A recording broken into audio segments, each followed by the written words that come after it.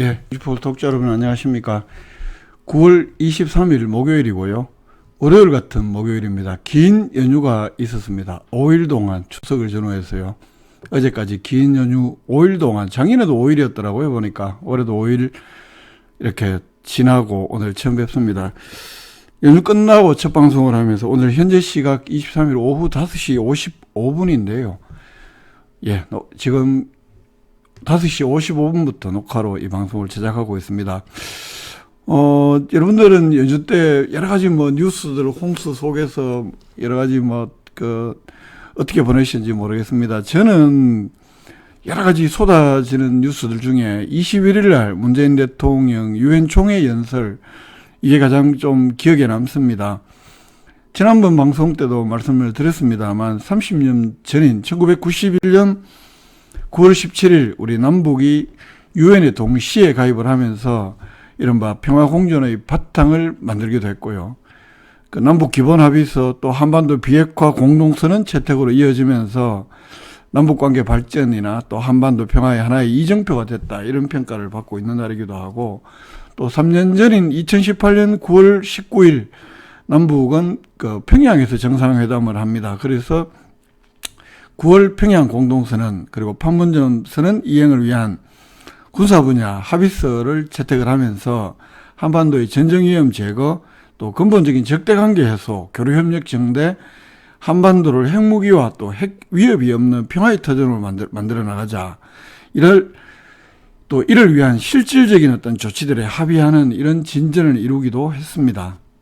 또 군사적 긴장 완화, 신뢰 구축을 위한 구체적 방안도 합의를 했습니다만, 그 이후에 하노이 그 회담의 노딜이라든가 이렇게 또 이어지면서 북미 간의 이견 이렇게 이어지면서 다시 또 양측이 긴장이 깊어지는, 그래서 좀처럼 평화의 어떤 돌파구를 열지 못하는 그런 상태가 또 한동안 주루하게 이어지고 있는 이런 시점에서 이 유엔 총회에 참석을 한 우리나라의 대통령이 다시 한 번 더 한반도의 전쟁 상태를 끝내자, 이 종전선언을 제안을 하면서 작년에도 한번 2018년인가요? 그때도 한번 제안을 했습니다만, 좀 더 구체적으로 이번에는 남북미 이 세 개 나라 간의 그 종전선언을 하든가, 아니면 남북, 미국, 중국까지 포함하는 이 네 개 나라의 종전선언, 이를 통한 또 이를 위한 국제사회의 관심과 협력을 제안을 하면서 촉구도 했는데요. 올해가 아시다시피 일각에서는 임기 마지막 해 대통령이 왜 이런 아젠다를 제안하느냐, 그럼 임기 마지막 대통령이 놀고 있습니까?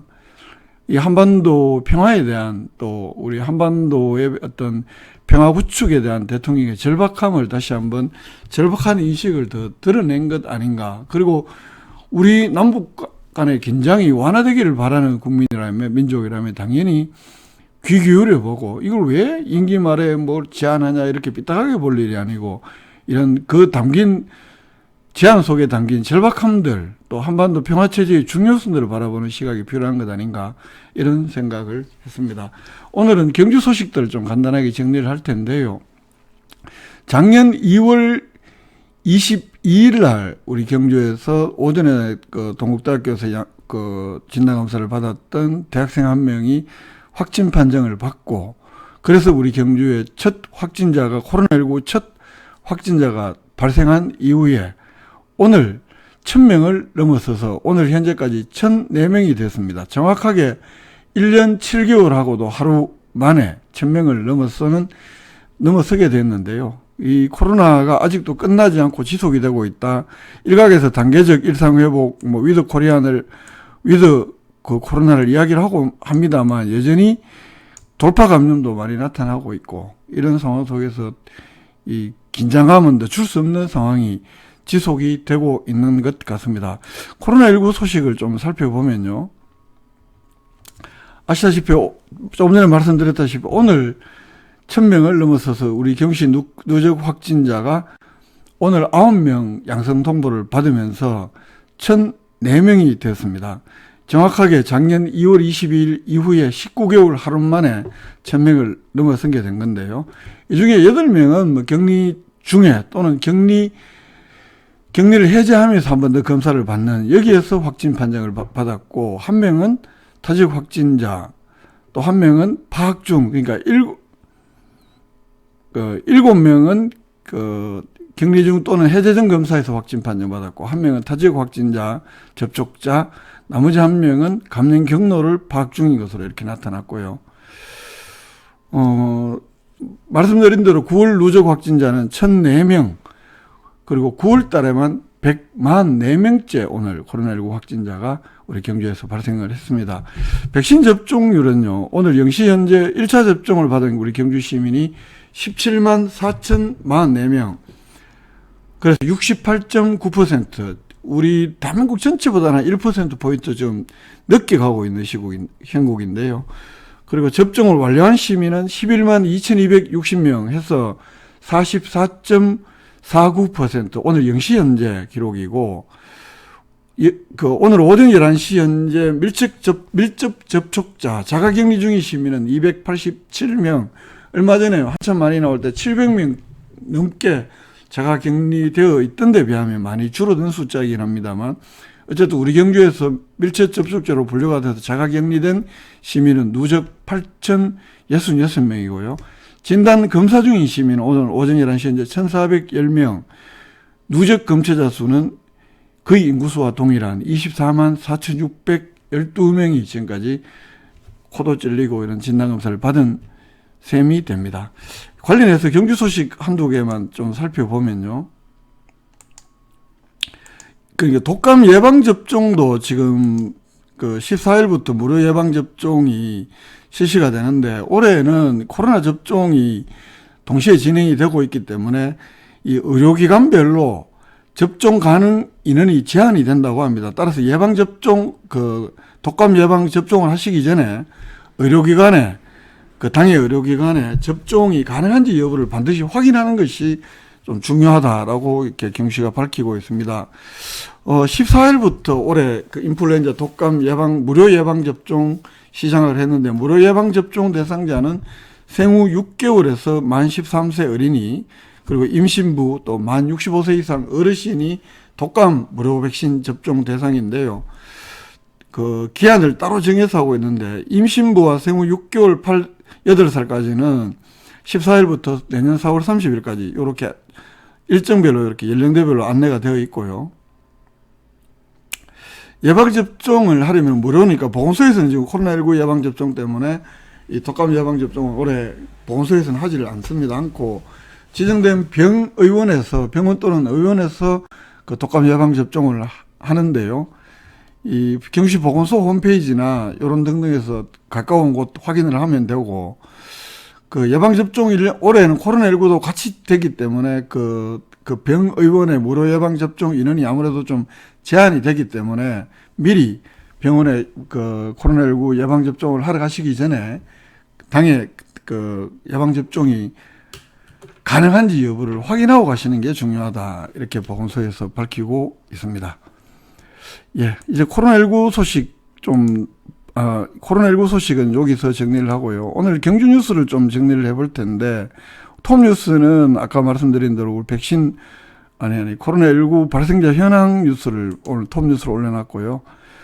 연휴 5일 기간 동안에 이번에 저도 좀 이렇게 몇 군데 좀 다녀보기도 하고, 저는 주사를 2번 다 맞았습니다. 7월 20일 날 백신 접종, 2차 접종까지 받았고요.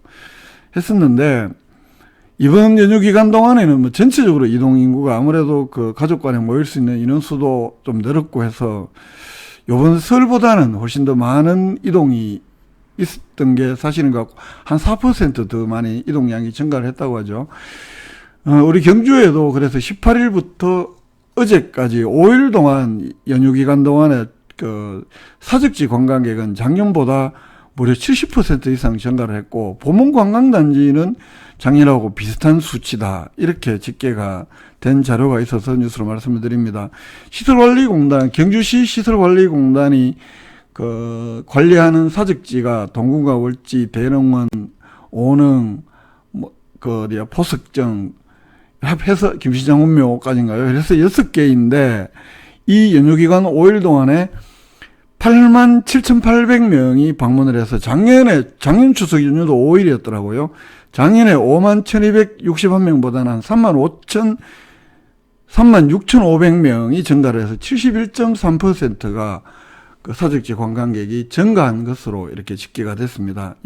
6개 사적지 가운데 동궁과 월지 방문객, 안압지라고 옛날에 했던 여기 방문객이 45,300명, 전체 어떤 방문객이 한 51.6%로 가장 많았습니다. 가장 적은 곳은 포석정인데 2,251명. 그러니까 이 경주에 사적지로 오시는 분들은 기본적으로 동궁과 월지는 가신다 이렇게 보는 게 맞을 것 같고요. 대릉원도 마찬가지. 두 번째로 많은 곳이 대릉원이었는데 범은관광단지에는 연휴기간에 5일 동안 한 8만 명 정도가 방문했다고 합니다. 이걸 수치를 어떻게 집계하냐 문화관광공사에 물어보니 매일 당직자가 그 놀이시설도 있고 등등의 호텔 숙박시설의 통계치를 매일매일 집계를 한다고 합니다. 이 연휴기간 동안에 이 8만 명이라는 숫자는 작년에 하고 거의 비슷한 숫자인데요. 이 5개 특급 호텔이라든가 그 콘도 투숙률은 거의 한 64%, 숙박업소 점유율은 64%에서 한 75%가 되는데 이건 지금 3단계 사회적 거리두기의 경우에는 숙박업소의 경우에는 그 총인원의 75% 미만을 받아야 된다고 합니다. 그래 그거에 따른 통계시 거의 인원 제한에는 거의 육박을 하는 거의 대부분 찼다 이렇게 보면 되겠죠. 그 인원 제한 기준 75%에 거의 육박하는 점유율을 기록을 했고 전체적으로는 한 8만 명 정도인데 현대자동차가 이번 주까지도 연휴가 그 휴가가 지속이 된다고 합니다. 그러면 관광객 전체적인 숫자는 작년보다 좀 늘거나 비슷하지 않겠느냐 이렇게 집계를 하고 있습니다. 다음 뉴스 하나 더 보겠습니다. 경주 시립도서관에서 내일부터 좀 뜻깊은 전시 행사가 있어서 중요하게 소개를 해드립니다. 우리 경주 시립도서관의 역사가 여러분들 몇 년인지 아시나요? 저도 오늘 처음 알았는데요. 무려 68년이 됐다고 합니다. 그래서 경주 시립도서관의 과거, 현재 그리고 미래를 조명하는 행사들이 10월 달까지 가을은 독서의 달, 독서의 계절 그러니까요. 진행을 한다고 하는데 이 시립도서관의 뿌리를 당시에 경주 읍립도서관 이 1953년에 간송 엄대섭 선생이 그 자신의 책을 기증을 하면서 경주의 읍립도서관을 최초로 만들었다고 합니다. 53년에 그 김태중 선생님도 작고하셨지만 고청 윤경일 선생 등과 함께 경주 관후회를 만들었고 여기에 우리나라 읍립도서관으로서는 최초다. 그래서 이 경주 시립도서관의 과거를 돌아볼 수 있는 이런 몇 가지 전시를 준비를 했다고 하고요. 그리고 시립도서관의 오늘을 살펴볼 수 있는 지금 코로나 시대 때는 워낙 비대면 시대이니까 이 비대면 시대의 도서관 이용 방법에 대해서 살펴보는 행사, 슬기로운 도서관 생활 행사도 진행을 하고요. 그리고 미래 최첨단 시립도서관 건립, 우리 지금 황후원에 거의 짓는 것이 거의 확정적이다 이렇게 볼 수 있는데 이 시립도서관 건립을 주제로 해서 설문조사도 하는 도서관에 대한 시민들의 생각을 알아보는 이런 프로그램도 진행을 한다고 합니다. 10월 달까지 진행을 한다고 하는데요. 시립도서관의 역사, 현재, 미래를 볼 수 있는 행사들 한번 살펴보시기를 바라고요.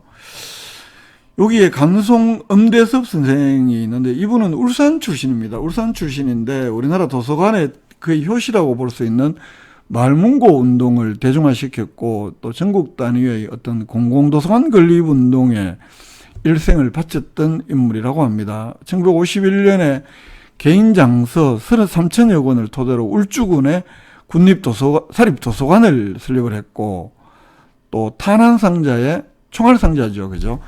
이 도서관 책을 넣어서 농어촌 주민들에게 책을 읽히는 마을문고를 창안했다고 합니다. 61년부터는 전국에 마을문고를 설립을 해서 농어촌 주민에게 어떤 독서 운동도 펼쳤고 여러 독서 운동에 거의 우리나라에서 거의 가장 큰 인물이다. 그래서 1980년에는 아시아의 노벨상이라고 불리는 막사이사이상을 받기도 했고요. 정부에서는 2004년에 그 도서관 운동을 높이 평가해서 문화예술 분야 유공자로 선정해서 은관문화훈장을 정부가 수여했다고도 합니다. 여기 있는 간성생이 경주에서 도서관 운동을 하던 모습이고, 우리 시립도서관의 전신인 경주 음립도서관도 이 간송 음대서생이 만들었다는 소식이 있어서 이 도서관의 과거, 현재, 미래를 이렇게 조망하는 행사가 내일부터 진행이 된다는 점 기사 참고하시기를 바라고요. 경주 엑스포대공원에서는 이 도자기를 좀 우리나라를 대표하는 하나의 문화상품으로 만들기 위해서 노력을 해보겠다. 이 문화 디자이너 이효재 씨하고 오늘 업무협약을 체결했다고 하는데요. 이 문화 디자이너 이효재 씨는 86년에 효재 한복 디자이너라는 것을 출시해서 뭐 왕의 여자라든가 영웅시대와 같은 다양한 그 드라마 의상 제작에 참여를 한 인물이고, 또 보자기 아티스트라는 길을 개척을 해서 이렇게 보자기를 보자기 우리 뭐 형이 보는 우리 그 보자기를 말씀하시는 것 같은데요.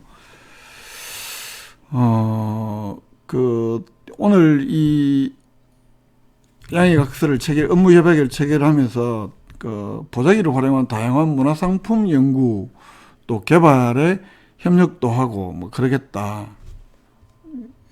이런 소식이 있어서 간단하게 소개를 드립니다. 그리고 경주시가 이거 중앙시장 취임 이후부터 지금 작은 결혼식 지원을 하고 있죠. 1년에 한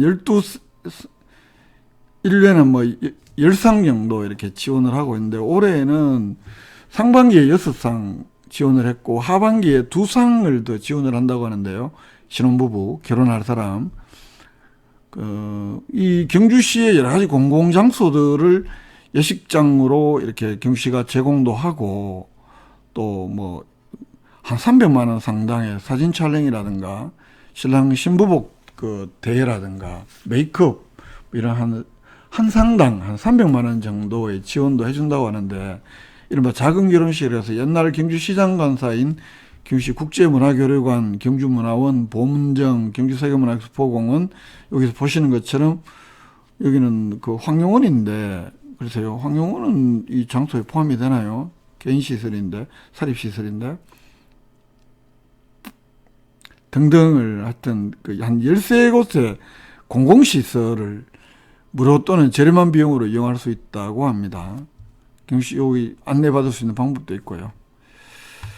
예, 여기까지가 오늘 경주 소식, 간단하게 경주 소식을 정리하면 여기까지가 되겠습니다. 여러분들 잠시만 경주 포커스 캠페인을 하나 전하고 답답한 소리 하나 더 하고 계속해서 오늘 뉴스 브리핑 이어가겠습니다. 아이고, 찾지를 못했네요.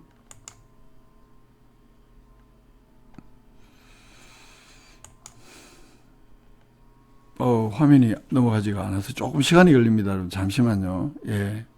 요거군요. 에휴, 자꾸 이동을 하게 되네.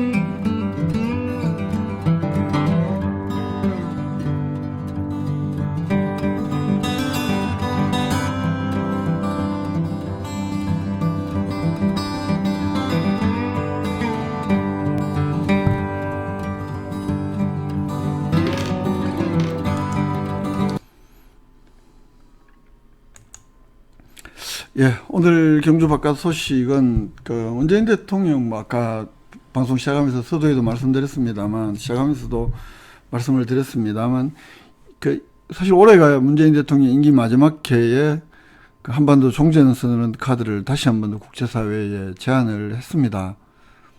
뭐 비핵화 협상의 교착 국면을 타개하기 위해서는 극적인 계기가 필요하다. 뭐 이런 절박한 인식이 반영된 것 아니냐, 이런 게 일반적인 분석이고요.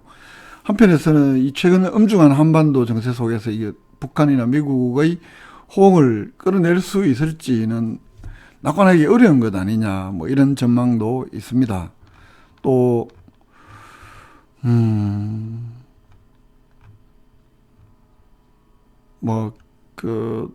그럼에도 불구하고 이제 2018년 남북 정상 그리고 미국 정상이 보여줬던 어떤 톱다운 방식의 행보들이 지금과 같은 어떤 교착 국면을 타개할 유일한 방안이 아니냐, 이런 인식하에서 제안을 한 것이 아니냐, 뭐 이런 분석도 나오는 것이고요. 이 정상들의 과감한 결단만이 현재 발전에 막혀 있는 한반도의 긴장 문제를 좀 해결하는 유일한 통로라는 것이 아마 대통령의 인식이다, 이런 분석도 있고요. 한편에서는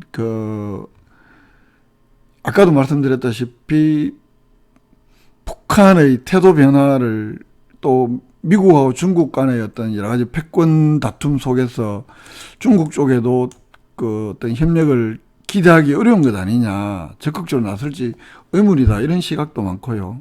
또 무엇보다도 가장 근본적인 관계, 북미 간의 어떤 비핵화 방법론에 대해서 이견이 많은 상황에서 미국의 종전선언 동참이 현실적으로 가능하겠느냐, 뭐 이런 기대하기 어렵다, 이런 분석도 많이 있고, 그렇습니다만 적어도 야당 대표가 미국에 가서 하는 것처럼 이 시기에 거기에 우리 국회의원도 같이 갔는가 모르겠어요. 우리 가는 길에는 보니까 같이 가는 걸로 나오던데,